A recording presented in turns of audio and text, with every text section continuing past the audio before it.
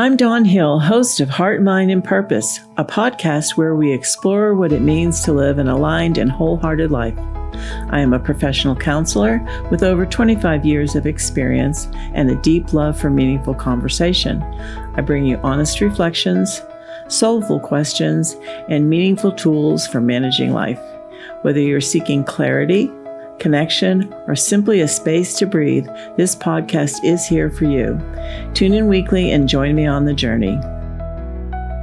Welcome to Heart, Mind, and Purpose, the podcast where we explore how our inner lives shape the way we love, connect, and grow. Hi, this is Paul Gramercy, producer of today's episode, where Dawn explores a kind of grief that often goes unnoticed and unnamed: abstract loss. This is the grief we carry when something deeply meaningful is gone, even though there was no clear event, ending, or permission to mourn. Whether it's the loss of identity, safety, belonging, faith, or future hopes, abstract loss can quietly shape how we feel about ourselves and the world. In this conversation, we'll slow down, give language to these hidden losses, and create space for grief that deserves to be honored. Today's episode is When Grief Has No Name, Abstract Loss. Now here's your host, Dawn Hill. Welcome back to Heart, Mind, and Purpose. I'm really glad you're here today because we're going to talk about a kind of grief that many people carry quietly, often alone.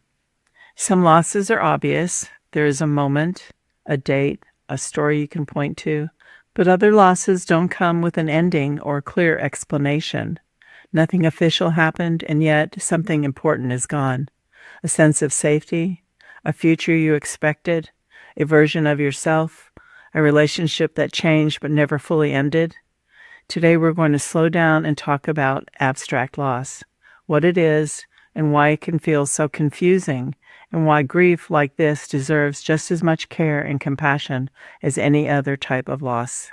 My hope is that by giving language to these quieter forms of grief, you'll feel a little less alone and a little more grounded in your own experience. Abstract loss, I would like to offer a few definitions to help this make sense. Abstract loss is the grief that comes from losing something meaningful that cannot be clearly seen, measured, or marked by a single event, such as a sense of identity, safety, belonging, future hopes, or trust, even when life on the outside appears unchanged. It is often understood as the loss of the idea of, which can sound like this is not how it was supposed to be, or they were not supposed to be that way, or this was not what I thought would happen, this is not what I planned. Abstract loss is grieving something important that's gone, even when there's no obvious moment, ending, or permission to grieve it. Simply put, abstract loss is grieving something that mattered deeply, even when there isn't a funeral, a form, or a clear ending.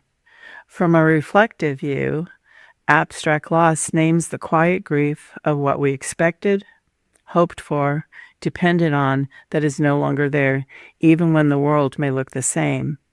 Abstract loss, sometimes called symbolic or ambiguous loss, refers to a loss that isn't clearly visible, tangible, or socially recognized, but is still deeply real and painful.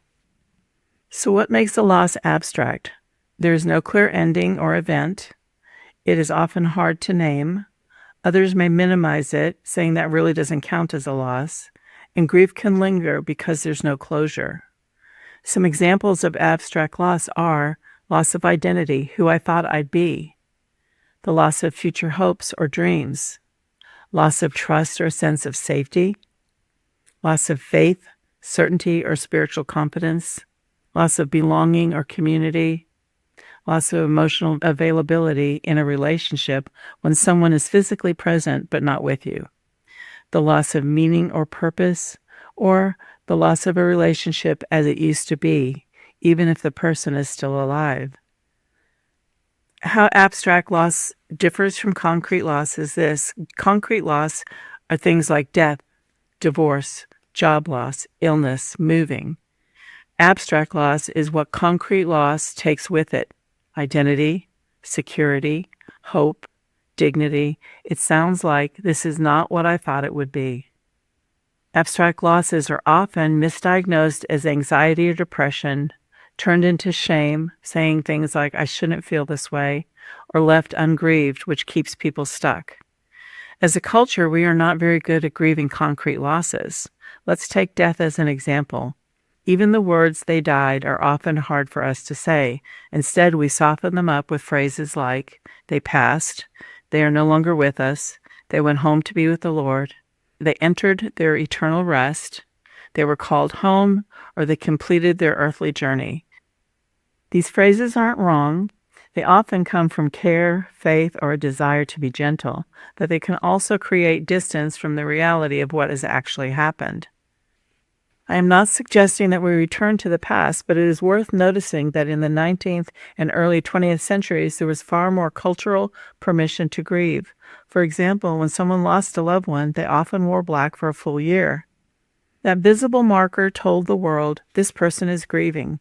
It gave them permission to be sad without explanation, and it told others not to expect them to simply get over it or move on quickly. There were also clear rituals surrounding death, viewings or wakes, families bringing clothing for their loved one or dressing them themselves, and graveside services.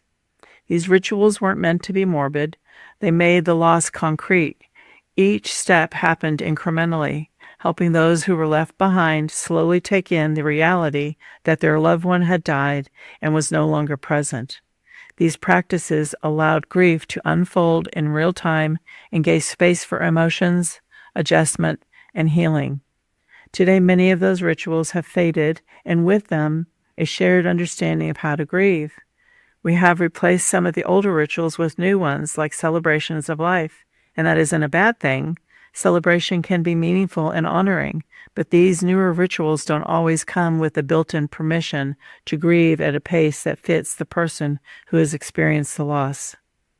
There can be room for both celebrating the life of someone who has died and honoring the pain of their absence. The problem is that social pressure often pushes people to move forward quickly. We hear things like, they're in a better place now, or they wouldn't want you to be so sad, they'd want you to be happy. While usually well-intended, these statements can unintentionally shut grief down. If someone remains sad longer than others feel comfortable with, the response may shift to concern or discomfort. Sometimes even handing them a therapist card with the implication that something is wrong. Therapy can be deeply helpful, of course, but grief itself is not a pathology. When there's no cultural space for grieving, healing doesn't get a chance to happen naturally. It makes sense to me that if we as a culture do not really know how to grieve a concrete loss like death, it would follow that it is very hard to address and grieve the abstract losses of life. Grief needs room, time, and permission, not a deadline. There are several other types of grief. First of all, anticipatory grief. This is the grief that begins before a physical loss actually happens. It's common when someone you love is seriously ill, or when you know a big change is coming, like moving far away from home or ending a long relationship. And anticipatory grief is a way our minds and hearts try to prepare for what's ahead. Then there's acute grief. This is raw, immediate grief, and that often follows a loss. It can feel overwhelming, consuming, and unpredictable. People often describe feeling like they're in shock, moving through a fog, or riding an emotional roller coaster. If this is where you are, it makes sense that every day feels impossible right now. If you're forgetting things or crying without warning or feeling numb, you're not doing any of it wrong. Then there is complicated or prolonged grief. Sometimes grief doesn't ease in the way we expect. Instead, it stays heavy, stuck, and disruptive for months or even years. This can happen when a loss is especially traumatic, sudden, or layered with unresolved emotions. People experiencing complicated grief might feel like they can't move forward, and they often benefit from extra support, whether through therapy, support groups, or community. And finally, disenfranchised grief. Not all grief is openly acknowledged by others. This type of grief happens when your loss isn't recognized or validated, like the end of a friendship, the loss of a pet, infertility struggles, or the grief of a non-traditional relationship. Because others may not understand or offer support, disenfranchised grief can feel especially isolating. So I'd like to clear up a few myths about grief. Myth number 1, grief is bad. Grief is actually a healthy process. It's how our brains and hearts adjust to change. Myth 2, grief is just an emotion. Grief is a process made up of many emotions: sadness, anger, guilt, anxiety, confusion, even relief. Myth 3, more grief means you're doing it better. Grief looks different for different people. Some remain relatively stable due to resilience, and that does not mean that they didn't love or lose deeply. Myth number 4, there's a right way to grieve. Grief is not linear. Stages may come and go, repeat, or be skipped entirely. And finally, myth 5, grief counseling doesn't help. Not everyone needs counseling, but many people find support and guidance incredibly helpful, especially when grief gets stuck or overwhelming. So let's look at some truths about grief. Number 1, it always hurts more than you think it should. 2, it lasts longer than you and others think it ought to. 3, it makes you tired, cranky, lost, or feeling hopeless. Number 4, no one has ever told us how much grief feels like fear. 5, if you avoid it, it will feel terrible, create depression and/or feelings of useless busyness. And number 6, if you will let yourself feel it all, then it will get better. As we wrap up today, I want to leave you with this reminder. If something mattered, grief makes sense, even if no one else recognizes it as a real loss. Abstract loss doesn't come with rituals, timelines, or social permission to grieve. And because of that, many people end up questioning themselves instead of honoring their pain. But by naming what has been lost, whether it's a dream, a sense of belonging, trust, or meaning, can be a powerful step toward healing. There is one thing I hope that you take from today, and it's this. You're not weak for missing what was. You are not broken for grieving what never fully came to be, and you are not wrong for needing time. Naming abstract loss gives grief a safe place to land, and that's often the beginning of healing. Until next time, be kind to your heart, clear in your mind, and grounded in your purpose. Thanks for being here today. Thanks for joining us for this episode of Heart, Mind, and Purpose. As we close today's episode, remember this: if something mattered, grief makes sense, even when others can't see it.